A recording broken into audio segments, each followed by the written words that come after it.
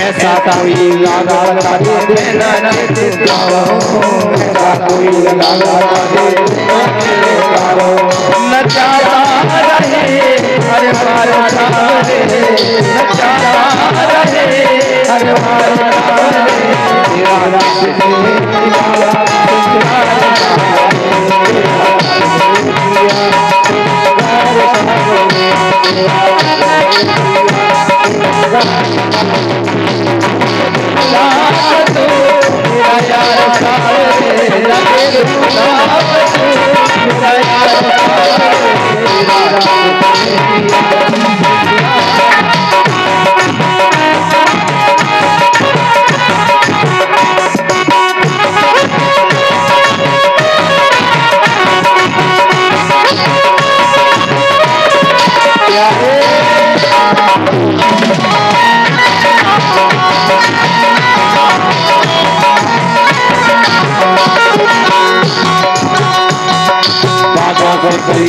चुपके सुंदर हार बताया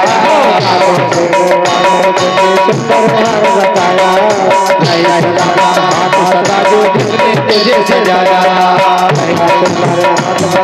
जिसने तुझे सजाया सलामत हाथ सजा वो जिसने तुझे सजाया कोई हाथ बता दे जिसने तुम्हें सजाया सजाता रहे हर बार सजाता रहे हर बार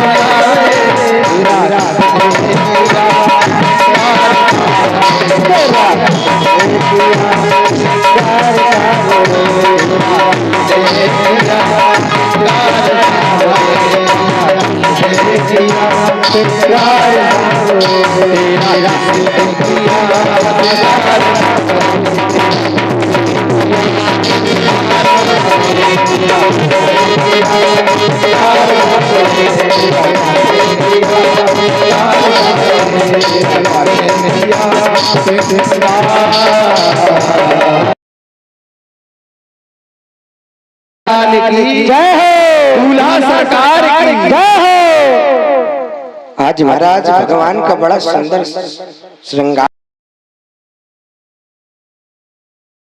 आज मंगल गीत गा रहे हैं, ब्राह्मणों को बुलवाया। आज ब्राह्मण महाराज वेद मंत्रों का पाठ कर रहे हैं। आज महाराज वेदों की आवाज गूंज रही है। हरि ओम ओम देव शांतिरंतर चगुं शांति पृथ्वी शांतिरापा शांतिरो गदया शांति वनपतया शांति पुष्पे देवा शांति ब्रह्म शांति सर्वगुं शांति शांतिरेव शांति सामा शांतिरेधि यतो यतः तमेह चेत् ततो नो अभयन् कुरु सन्ना गुरु प्रजाभ्यो भयन्ना पशुभ्यः शान्तिर्भवतु। आज हमारा वेद मंत्र चल रहे हैं। आज हमारा भगवान ने ब्राह्मण पूजा किया, ब्राह्मणों का पूजन किया। नमो ब्रह्मण्ड गो ब्रह्मण्यताय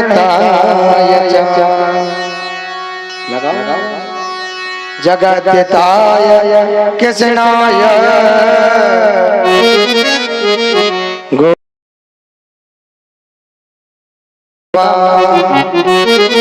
आज हमारा देवता भी कर रहे हैं, मंगल गीत गा रहे हैं। बारो घन श्याम कोटि श्याम के कलेवर पे बारो कोटि विद्युत अत पीटन आनंद पे बंसी के प्रताप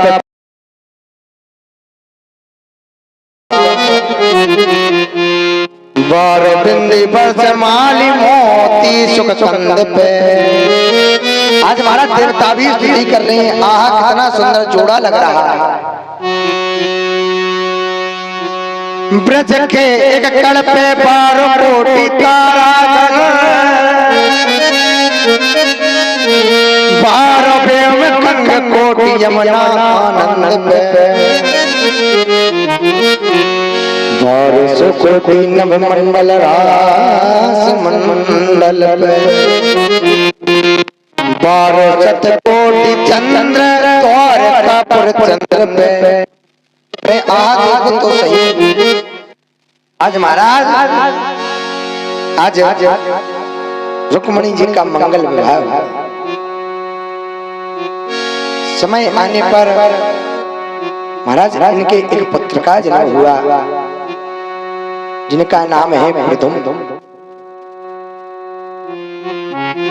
प्रकाशका प्रथम प्रकाशा यशसा प्रथमा, जिसके जीवन में सुंदर कर्म का प्रकाश हो उसी का नाम है प्रथम। लेकिन महाराज जो कृष्ण थे ना, जो द्वारका के नाथ, जिसकी जो माया फैल जाती है उसके शत्रु भी बहुत हो जाते हैं। तुम्हारा भगवान के भी शत्रु था।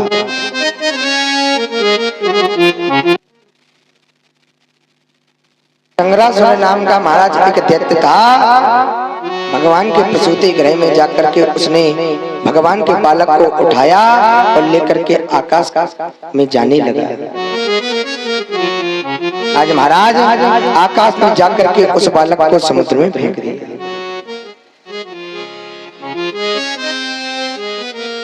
आज महाराज जो बालक समुद्र में चला गया था उसने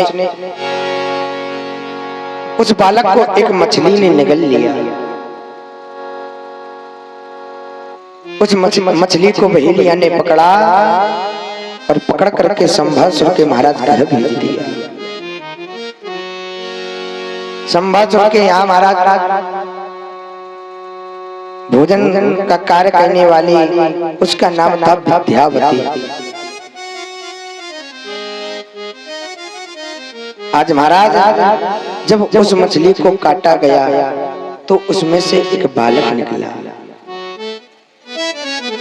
आज महाराज विद्यावती ने कहा हम इस बालक को क्या करेंगे। नारद जी के द्वारा महाराज सूचना मिली जी और कोई नहीं है जी तुम्हारे पति है। बालक और कोई नहीं है जी तो तुम्हारे पति है। जब से व्यक्ति सरने ने उबारा निरकट काम भयो जरी छारा। भगवान ने जब तुम्हारे पति कामदेव को जला करके भस्म कर दिया था तो काम की पत्नी रति रोदन करने लगी कि महाराज आपने है किया क्या है। आपने हमारे पति को मार दिया। आप कितने निष्ठुर हैं।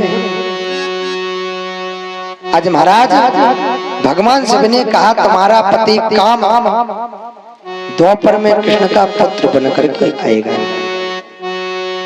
और तुम संभरासुर के यहाँ भोजन बनाने का कार्य करोगे। ना तुम्हारे पति तुम्हें अवश्य मिल जाएंगे। सो महाराज आज विद्यावती को उसके पति के दर्शन हुए। आज महाराज प्रथम जी बड़े होकर संभरासुर का वध किया और अपनी पत्नी को लेकर द्वारका के और आगे द्वारका में बसेरा कर लिया। आज महाराज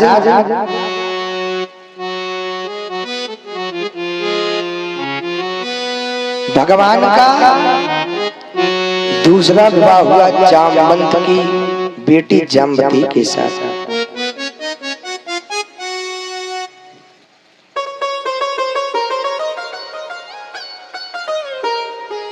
भगवान का दूसरा विवाह हुआ। आज महाराज सुखदेव जी कहते हैं राजन द्वारका में एक राजा आए थे। उनका नाम था सतराजित। एक बार महाराज सतराजित नाम के राजा द्वारका में आए। उनके पास एक मणि थी। उस मणि का नाम था समंतक मणि। और जो समंतक मणि थी उसके प्रति दिन 10 घंटे उसका पूजन किया जाता था। और वो एक दिन में 8 बार सोना निकालती थी वह मणि।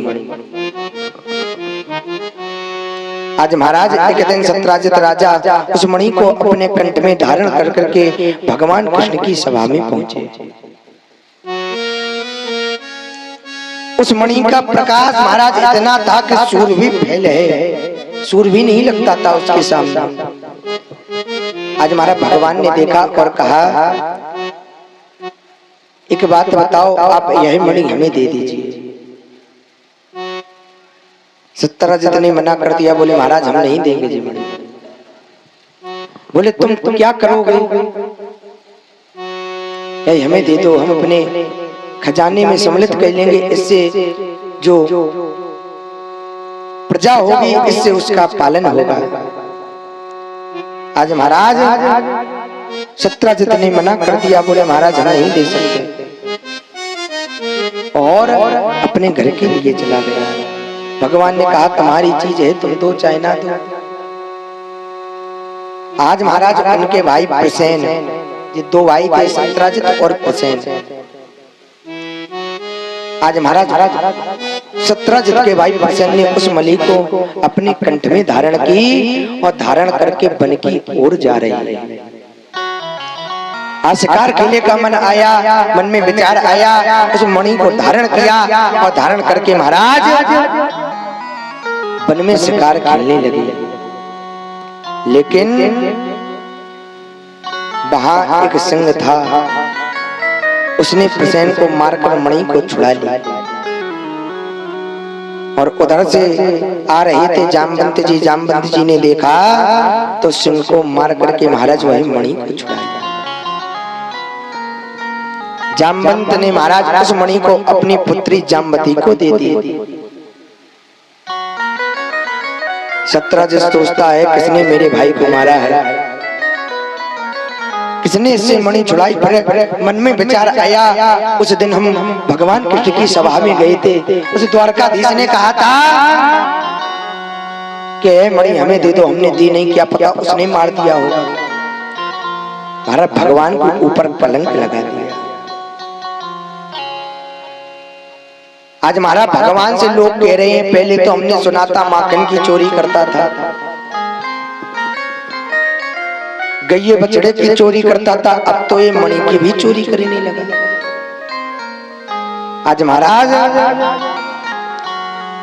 और जो कलंक तो हमारा काजर से भी गहरा होता है, जिसके ऊपर एक बार कलंक लग गया फिर जीवन में कलंक नहीं उठ सकता, आप कितना भी प्रयास करें। आज महाराज तुरंत ही अपने गुरु को बुलाया, क्योंकि गुरु ही होता है जो आपको पार कर सकता है। बिना गुरु के कोई पग भी नहीं रख सकता। हमने बताया था रामचरितमानस में लिखा है गुरु की महिमा। जब महाराज दशरथ जी के मन में गिलानी हुई कि हमारे कोई पुत्र नहीं है, यही तो गिलानी हुई थी।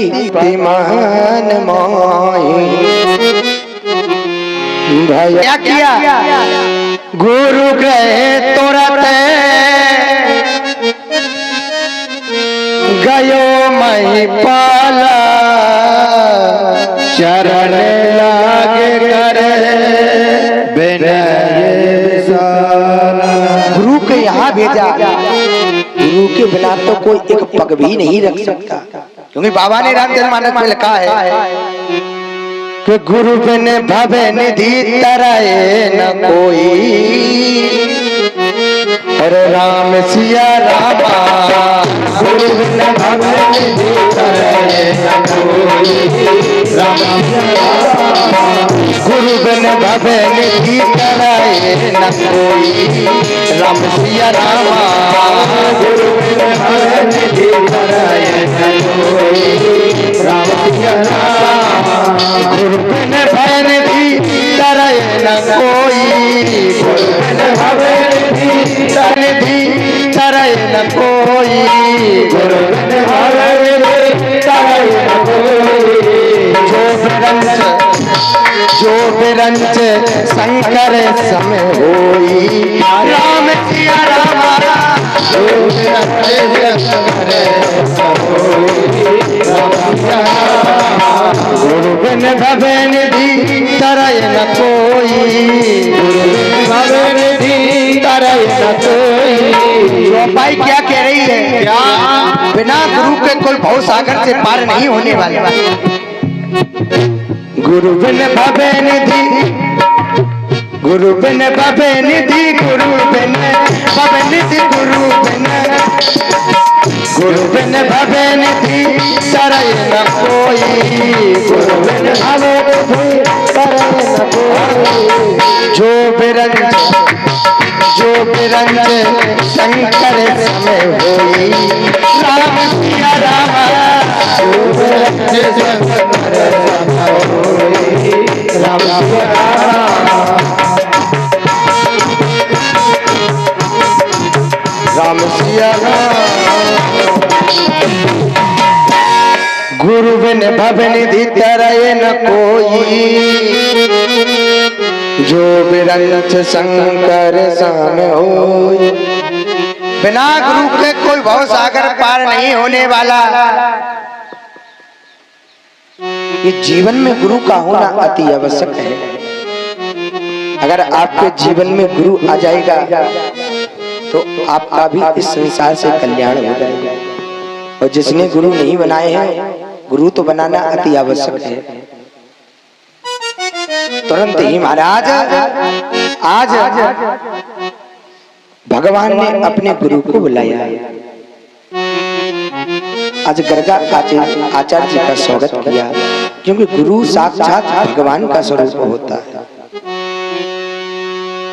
भगवान भी कहते हैं कि जीव को गुरु को मानना पड़ेगा। कभी गुरु की निंदा नहीं करनी चाहिए। गुरु का अर्थ होता क्या है? गु शब्द माने होता है अंधकार, रू माने होता है प्रकाश। जो अंधकार रूपी प्रकाश की ओर लाए उसी को हम कहते हैं गुरु। गुरु साक्षात परमात्मा का स्वरूप है। गुरुर् ब्रह्मा गुरुर्विष्णु गुरुर्देवो महेश्वरा, गुरु साक्षात् परब्रह्म तस्मै श्री गुरवे नमः। आज तुरंत महाराज गुरु को बुलाया। आज गर्गा आचार्य जी का पदार्पण हुआ। आज स्वागत किया और गुरु से कहा कि गुरु जी हमें बड़ी परेशानी है। चोर कह रहे हैं, कलंकी कह रहे हैं कि तुमने मणि की चोरी की। मेरी जरा सा जन्म कुंडली तो देखना। आज हमारा गर्गा आचार्य जी बोले कन्हैया कहीं तुमने चौथा चंद्रमा तो नहीं देखा? भादों का हमारा जो चतुर्थी का चंद होता है उसे देखने में कलंक लगता है। भगवान महाराज आज बड़े चिंतित हैं, क्या करें? आज महाराज अपने सैनिकों को लेकर के महाराज जंगल की ओर जाने लगे। जहां प्रसेन मरा पड़ा था, उन्होंने देखा कि जहां प्रसेन मरा पड़े थे उसी सिंह के पैर के निशानों से महाराज चलते गए, और जहां सिंह मरा पड़ा था वहां एक रीछ के पैरों के निशान है। उसी रीछ के महाराज जो पैरों के निशान है उसी को देखते देखते महाराज चले जा रहे हैं। एक गुफा में प्रवेश किया, वहां श्री जामवंत जी बैठे थे।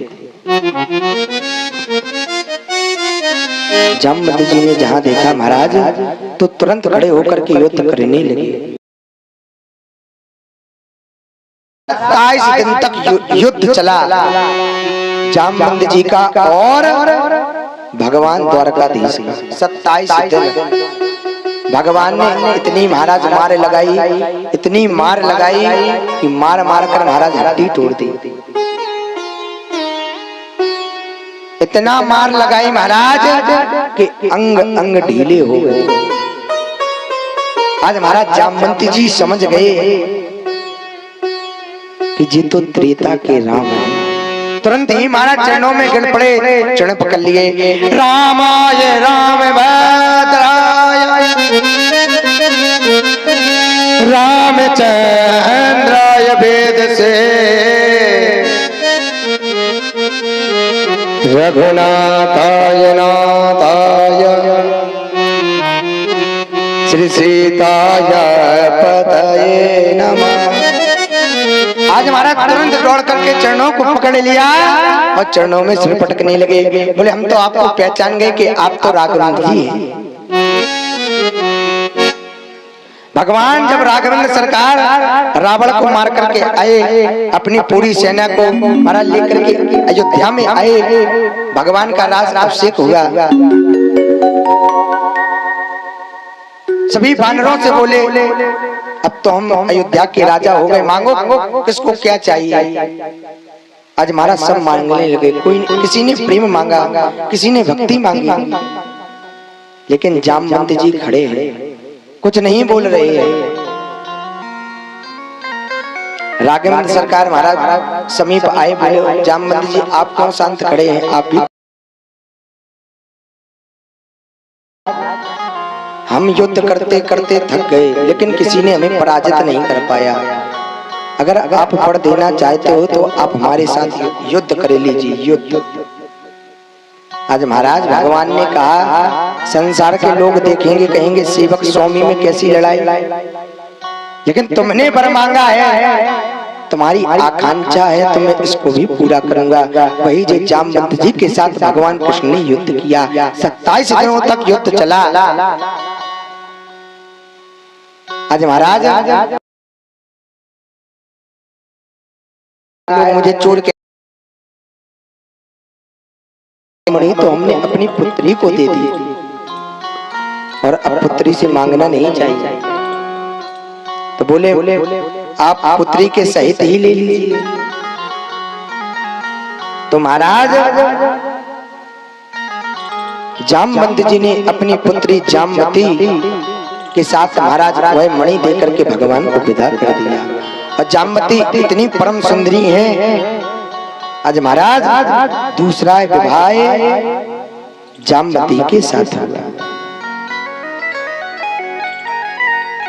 यहाँ आकर के महाराज सत्राजित जो भगवान को कलंकी कह रहा था, चोर कह रहा था, सत्राजित के समीप आए। भगवान ने पूरी बात बताई। आज महाराज सत्राजित को नीचा देखना पड़ा। अब महाराज नगर के लोग भी सत्राजित से कहने लगे चोर कलंकी, तू तो झूठ बोलता है, तूने भगवान के ऊपर कलंक लगाया है। आज महाराज सत्राजित बड़ा दुखी है कि महाराज हम क्या करें। भगवान के चरणों में आकर के बोले हम बताओ क्या करें। बोले अब वो तुम ही जानो, पहले लोग हमें कलंकी कहते थे, अब तुम्हें कह रहे हैं, उसमें क्या बात है।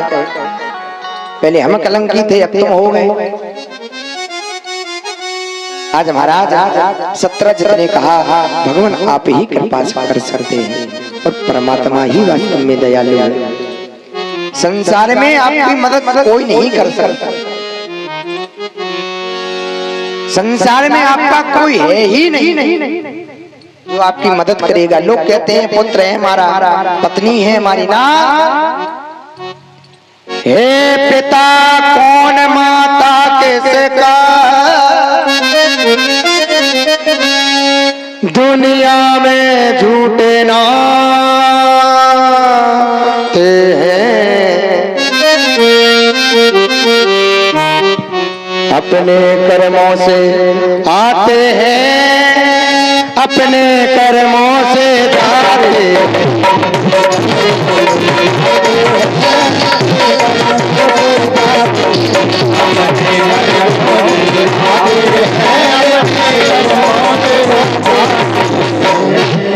कि हे पिता कौन माता कैसे का, संसार में कोई किसी का नहीं होता, ना तो पिता, ना तो पत्नी, ना पुत्र, कोई किसी का नहीं है। कि हे पिता कौन माता कैसे का, दुनिया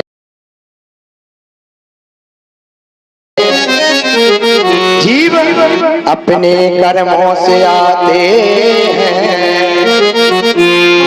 अपने कर्मों से जाते हैं।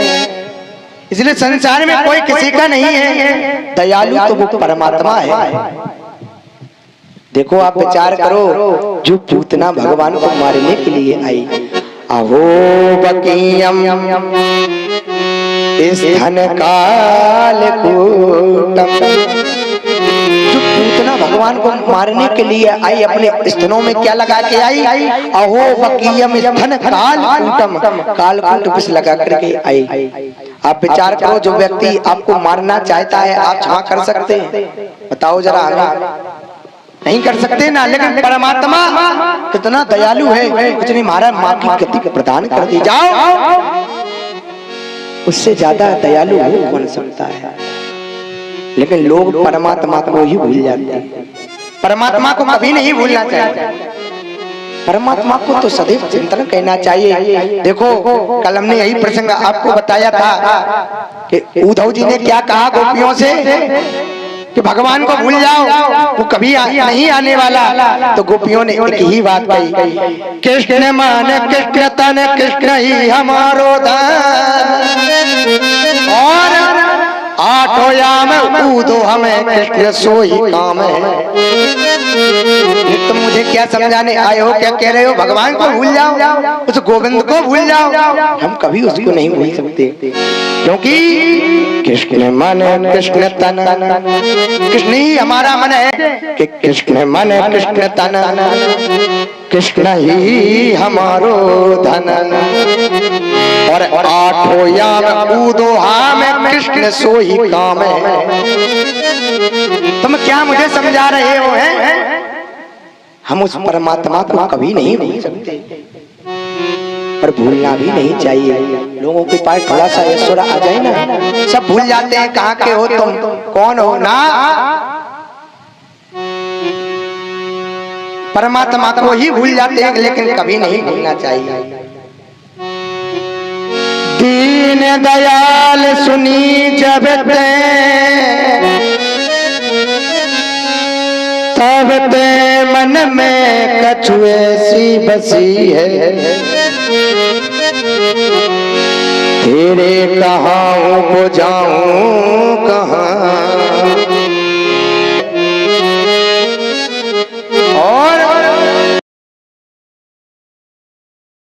मलूक नहीं जग में कोई तू जो जसी है, और हो मुरारे पुकारे कहूँ याम मेरी हसीना तेरी हंसी है। गोपियां क्या कहीं हम परमात्मा को नहीं भूल सकते हैं? और सच्चा सुख तो इसी में है, और कहीं भी सुख नहीं है प्यारे। सच्चा सुख तो वो परमात्मा है, वो गोविंद है। संसार तो एक झूठा है। को ना काहू सुख दुख करि दाता, निज कृत कर्म भोग सब भराता। इस संसार में आप देख रहे हो कि पुत्र पिता कोई किसी का नहीं है।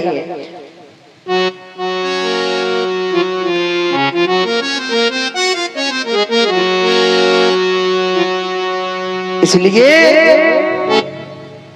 सभी लोग कहते हैं आव ब्रजराज जूस, नाता जोड़ा है अब, तो क्या जग की परवाह करें, बस याद में उनकी रोते रहें, निरंतर अश्रु प्रभावित करें।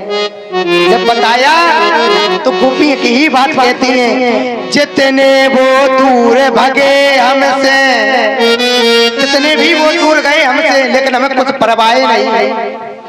जितने वो दूर भगे हमसे, उतनी दूनी हम चाह करें,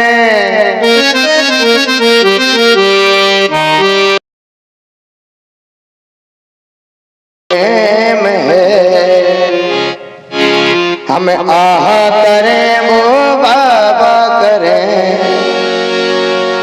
इसलिए आज महाराज 17 जन को भी बड़ा दुख हुआ कि हमने भगवान का अपमान किया। भगवान तो बड़े दयालु हैं, शरण में आ गया। भगवान कहते हैं कैसे भी आओ, अगर तुम एक बार शरण में आ जाओगे तो तुम्हारा कल्याण हो जाएगा।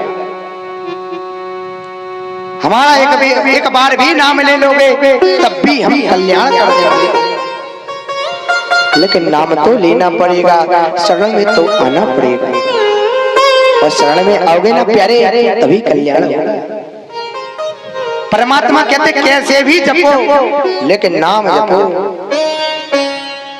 कि भावे को भावे अनक्याल सहूं, कैसे भी नाम लो।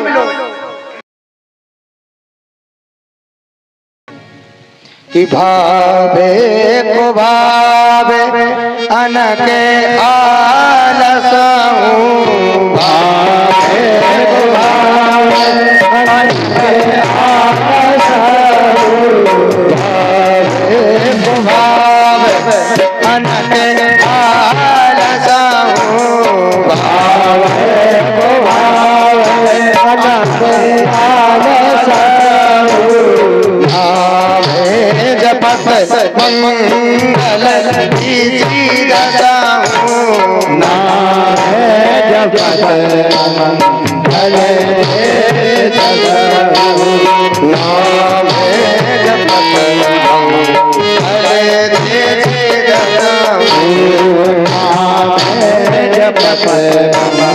मंगल भाव को भाव अनक्यालस हूँ, नाम जपत मंगल तिसि दस हूँ। परमात्मा कहते हैं कैसे भी नाम लो, लेकिन नाम तो लेना पड़ेगा तभी कल्याण करेगा। नाम तो आपको जपना पड़ेगा।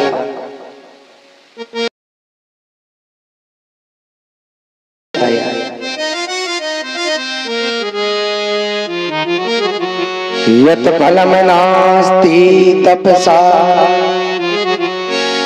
ना योगेन समाधिना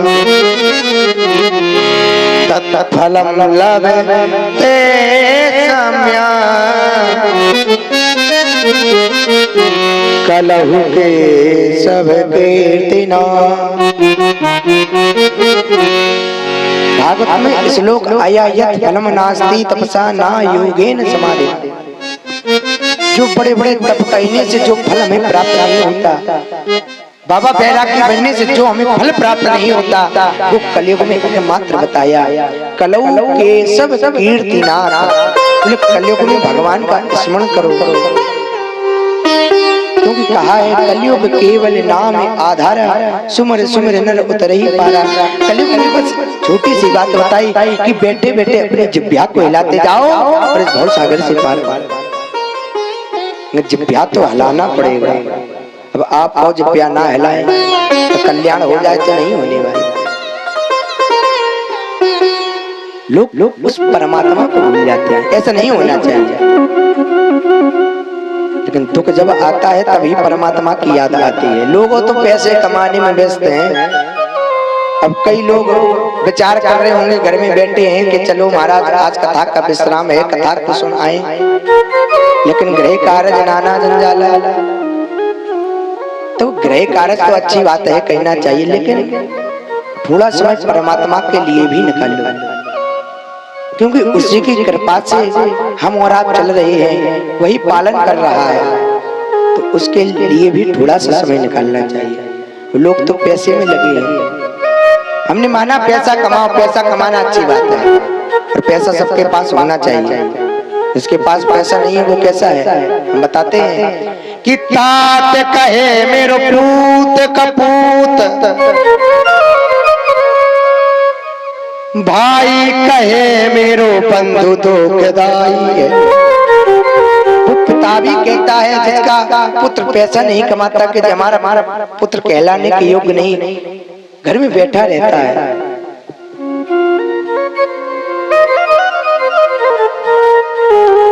तात कहे मेरो पूत कपूत, भाई कहे मेरो बंधु दुखदाई है। पत्नी क्या कहती है? पत्नी का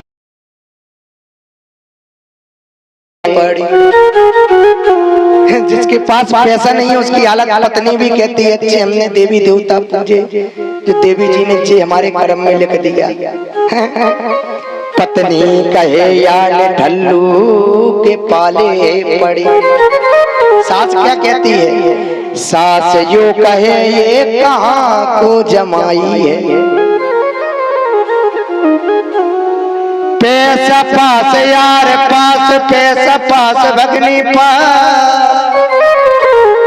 अगर आपके पास पैसा रहेगा तो पत्नी भी आएगी, मित्र भी बनेगी। जब तक आपकी जेब में पैसा है, आपके पास बैंक बैलेंस है, तो आपके पास सब कुछ आएगा।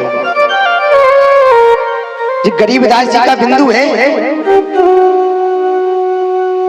पैसा पास यार पास, पैसा पास भगनी पास, और पैसे बिन देव नहीं करते सहाई है। ध्यान से सुनना, कहते गरीबदास कि कहते गरीबदास कि कहते गरीबदास पैसा तुम राखो पास, क्योंकि पैसे बिन मुर्दे ने लकड़ी नहीं पाई है। पैसा होना तो जीवन में अति आवश्यक है, लेकिन परमात्मा को नहीं भूलना चाहिए। दुख में ही लोग परमात्मा को स्मरते हैं, सुख में कोई नहीं, क्योंकि कहा है दुख में सुमिरन सब करें, सुख में करे ना को। जो सुख में सुमिरन करे तो दुख काहे को। लेकिन लोगों की तो बुद्धि भ्रमित हो गई है, थोड़ा सा सुख आ जाए तो परमात्मा को भूल जाते हैं। ऐसा ही सत्यराजित का थोड़े समय के लिए परमात्मा को भूल गया, लेकिन महाराज लोग अपमान करने लगे। कहते हैं जी कैसा है सत्यराजित, इसने भगवान के ऊपर कलंक लगा दिया। लोग गाली दे रहे हैं, आज चिंतित हुए भगवान के शरण में आए, आप ही रक्षा करें। तो महाराज भगवान ने कहा कि हम क्या करें? बोले हमारी आप पुत्री से विवाह कर लीजिए। सत्यराजित की महाराज पुत्री है सत्यभामा। आज भगवान का तीसरा विवाह सत्यभामा के साथ होगा। आज महाराज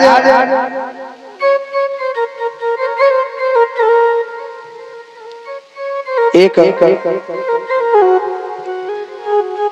महाराज भगवान गए पांडवों के यहाँ घूमने के लिए, पीछे से अक्रूर जी ने महाराज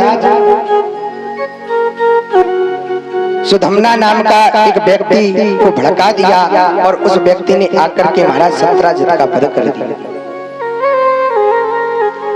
जब सत्यराजित का वध कर दिया तो महाराज सत्यभामा के मन में बड़ी पीड़ा हुई कि हमारे पति की हत्या कर दी। आज महाराज विलाप कर रही हैं, रो रही हैं। आज भगवान कृष्ण से बोली आपको कुछ नजर नहीं आता कि हमारे पिता की मृत्यु हो गई और आप चोपड़ा खेल रहे हैं? जाओ जाकर के उस सुधमना नाम को राक्षस को मार दो, व्यक्ति को मार दो। आज महाराज भगवान ने सुना कि ससुर जी को मार दिया, पिताजी को मार दिया, तुरंत दौड़ करके महाराज उसका भी वध कर दिया। आज महाराज उसको भी मार दिया। आज भगवान पांडवों के साथ चले जा रहे हैं, और जाकर के एक वन में पहुंचे तो वहां देखा कि एक स्त्री महाराज भगवान की तपस्या कर रही है, भगवान का ध्यान कर रही है, भगवान का चिंतन कर रही है। भगवान ने कहा अर्जुन जरा देख करके आओ जी स्त्री कौन है। आज महाराज अर्जुन ने उस स्त्री के समीप गए और स्त्री से जाकर के पूछा क्यों देवी तुम कौन हो, इतनी तपस्या क्यों कर रही हो, इस निर्जन वन में अकेली बैठी हैं, तुम जानते नहीं जीव जंतु रहते हैं। स्त्री ने कहा मैं सूर्य की पुत्री हूँ, यमराज की बहन हूँ, मेरा नाम है कालिंदी। और ये कालिंदी और कोई नहीं जी यमुना महारानी है। ये कालिंदी और कोई नहीं है जी यमुना महारानी है। बोले हम भगवान को पति रूप में प्राप्त करना चाहते हैं, इसलिए तपस्या कर रहे हैं। आज महाराज कालिंदी के साथ आज महाराज कौशलपुर के महाराज राजा नग्नजित नाम के एक राजा थे। इनके यहाँ 7 बैल हैं, बड़े बलशाली बैल हैं। महाराज नग्नजित महाराज ने कहा कि जो इन 7 बैलों को एक रस्सी में नाथ देगा उसके साथ हम अपनी पुत्री का विवाह कर देंगे। आज हमारे बड़े बड़े वीरों ने सहायता की, बड़े बड़े राजा महाराजाओं ने सहायता की, लेकिन किसी ने नहीं नाथ पाए। तो भगवान आए महाराज, तो भगवान ने एक रस्सी में 7 बैलों को नाथ दिया। तो महाराज भगवान का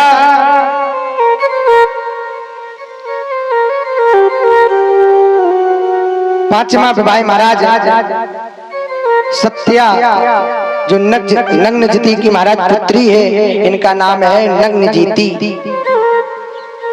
भगवान का 5वां विवाह उनके साथ।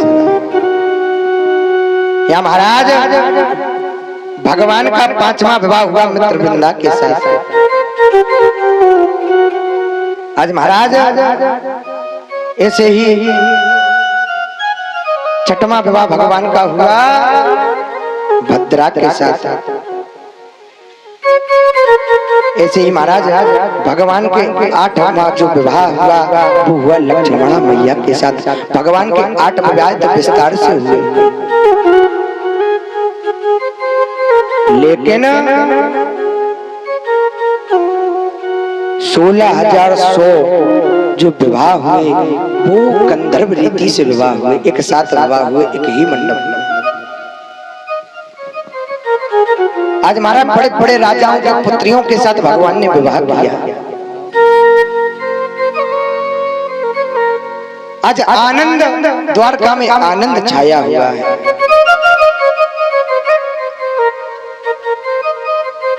बड़ा सुंदर लग रहा है। आज ऐसे बड़े बड़े राजा महाराजाओं की महाराज कन्या से भगवान ने विवाह रचाया। और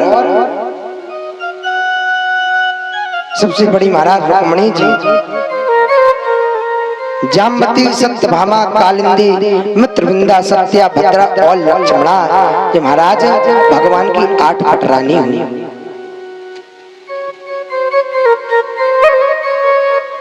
आज आनंद के साथ हमारा भगवान शयन कर रहे हैं। आज आनंद छाया हुआ है द्वारका में। थारे रास थारे गाना, तारे रास थारे गाना, नैने मारे जागे रे जागे, नैने मारे जागे रे मारो कौन लागे, तुम्हारो कौन लागे, तुम्हारो कौन लागे,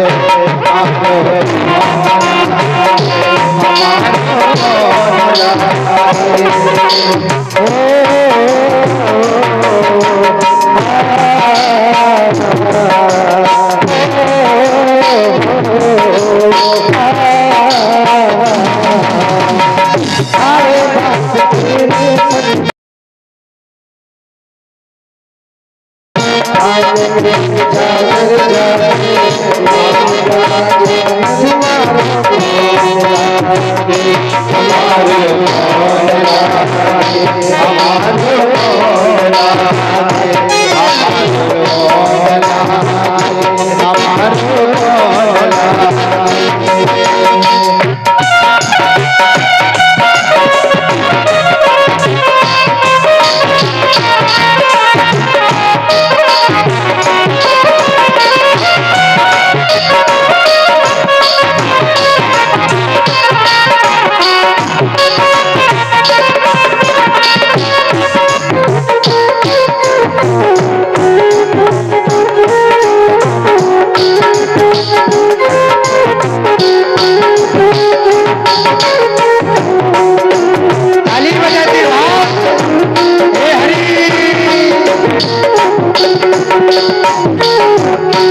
जिया अवरास में करके शादी नाज से करते जिया अवरास में करके शादी नाज से करते पतिया बताए मुझे समझाए हो पतिया बताए मुझे समझाए बात समझ नहीं आए मोरे जाके रे जाके मैंने मोरे जाके रे जाके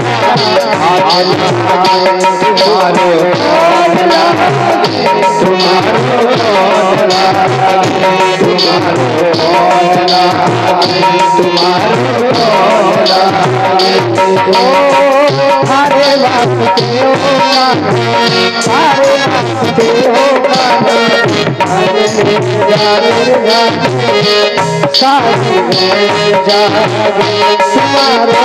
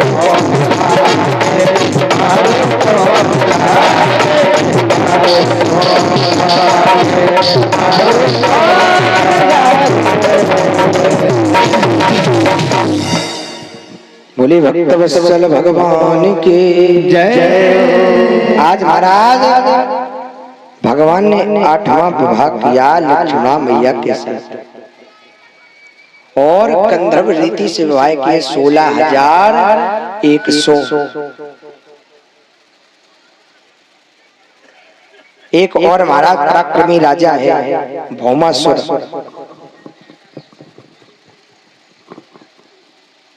भौमासुर महाराज राजा ने 16,100 कुंवारी कन्याओं को महाराज कैद में रखा।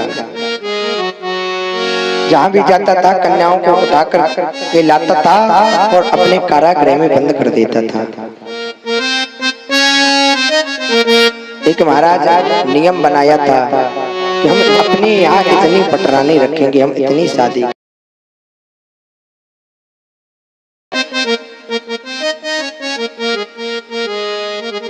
कि हमारे इतने विवाह होंगे, लोग कहेंगे देखो कितने विवाह हुए हैं। लेकिन जब महाराज भौमासुर नाम के जो राजा हैं, उनका नाम है नरकासुर, जब भगवान को पता चला कि उसने कुंवारी कन्याओं को कैद में रखा, भगवान ने तुरंत ही महाराज अपने गणों को तैयार किया और आज भौमासुर के राज्य में महाराज भगवान पधारे। जो भौमासुर का सैनिक था मुर नाम का मुर, वो द्वार पर खड़ा था। भगवान अंदर जाने लगे तो आया जाने ना देवे महाराज। भगवान ने उसके साथ युद्ध किया, उसको भी भगवान ने मार डाला। तभी से भगवान का नाम एक और पड़ गया। बोलिए मुरारी भगवान की जय हो। आज हमारा भगवान ने मुर का वध किया, तभी से भगवान का नाम पड़ गया मुरारी। आज भगवान ने 16,100 कन्याओं को कारागृह से मुक्त किया। आज कन्याएं भगवान को देख रही हैं।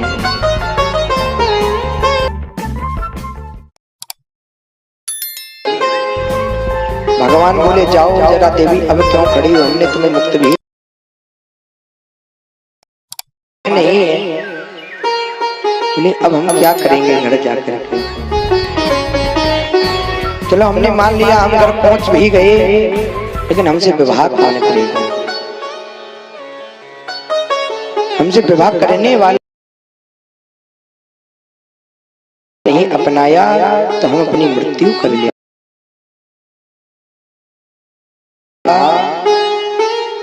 जिसका कोई सहारा नहीं होता।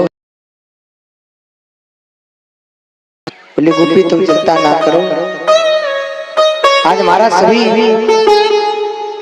कन्याओं ने कहा कि भगवान हम आपको पति रूप में पाना चाहते हैं। आज हमारा भगवान ने गंधर्व रीति से 16,100 कन्याओं से विवाह किया। भगवान के पूरे विवाह कितने हुए जरा हमें बताओ तो, कितने हुए परीक्षित जी? है 8 ही भाई। 16,101 विवाह तुम्हारा गंधर्व रीति से किए। भगवान के कुल विवाह कितने हुए? पूरी तो हमने कथा सुना रहे हैं। 16,108 भगवान के कुल विवाह। हाँ वो कंफ्यूज हो जाते हैं कि पंडित जी क्या बोल रहे हैं, क्योंकि भागवत का एक भी शब्द अगर आपके हृदय में उतर गया तो प्यारे कल्याण हो जाएगा। और भागवत जी कोई साधारण किताब नहीं है, ना तो कोई साधारण पोथी है, ये भगवान का साक्षात स्वरूप है, प्रत्यक्ष।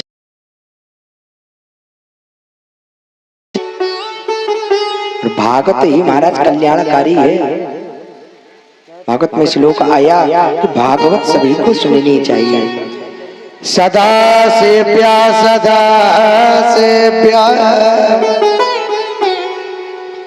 श्रीमद् भागवती कथा। बोले सभी को कथा को सुनना चाहिए। भाके कहे से खुल जाते भाग्य जीवन के। भागवत में कितने अक्षर होते हैं बताओ? 4 ही तो होते हैं, 4। भा और गा और बा और ता। भाके कहे से खुल जाते भाग्य जीवन के, और का के कहे से गुमान मिट जाते। बा के कहे से वै भक्तन से प्रीति हो, और ता के कहे से भव सागर तर जाते हैं। प्यारे भागवत कोई साधारण चीज नहीं है। जो भागवत ही मोक्ष प्रदान करने वाली, भागवत से ही कल्याण होगा, कीर्तन से ही कल्याण होगा, और कोई तुम्हें कल्याण दे ही नहीं सकता। और जो ऐसी वैसी भागवत नहीं है, ये अमृत रूपी भागवत है। सुख मुखाद्रवम संयुतम। कि महाराज सुखदेव का मुख लगने से जी अमृत, महाराज जो भागवत कथा जी अमृत बन गई है। और ये भागवत इतनी मीठी है कि एक बार अगर कोई हृदय से सुन ले, भाव से सुन ले, तो प्यारे इस आगमन से आपको छुटकारा मिल जाएगा। तो जो होता है ना, पुनरपि जननम पुनरपि मरणम, पुनरपि जननी जठरे शयनम। जो आगमन की जो छुट्टी है ना, इससे महाराज एक बार भी अगर आपने भाव से सुन लिया, आपका कल्याण हो जाएगा। लेकिन भाव से सुनना पड़ेगा जी। नहीं अब कथा में बैठे अब बातें करें, प्रपंच करें ना, कथा में बात नहीं करनी चाहिए। लेकिन क्या करें, मन ही नहीं लगता है।